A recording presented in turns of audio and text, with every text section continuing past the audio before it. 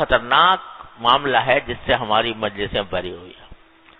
اور آج کل جو ہے ہماری زبانوں پر مجلسوں میں تبصرے ہوتے رہتے ہیں سیاسی لوگوں سے متعلق. کوئی ایک کا حامی ہے، کوئی ایک کا مخالف ہے، اور اس مخالف کی بھی غیبتیں ہو رہی،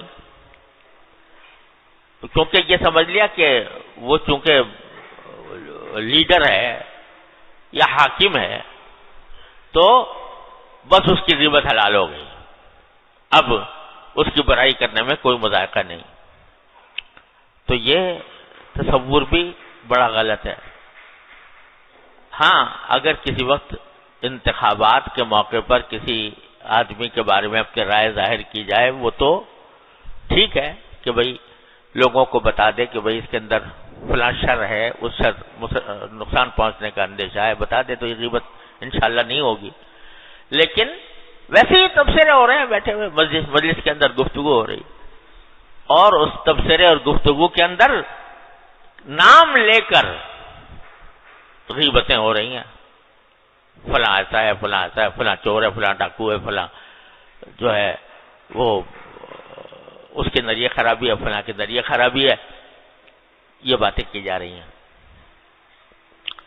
تو لوگ سمجھتے ہیں کہ جی یہ کچھ بھی نہیں. ارے اس کے بارے میں بھی سوال ہوگا. غالباً حضرت عبداللہ بن عمر کی مجلس تھی یا کسی اور بزرگ کی، اس میں کسی نے حجاج بن یوسف کی برائی شروع کر دی.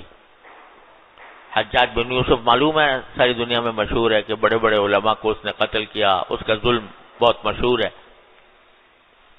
تو ان بزرگ نے کہا کہ یہ مت سمجھنا کہ حجاج بن یوسف کے گردن پر اگر بہت سے بے گناہوں کا خون ہے تو اس کی غیبت اور اس پر بہتان لگانا حلال ہو گیا.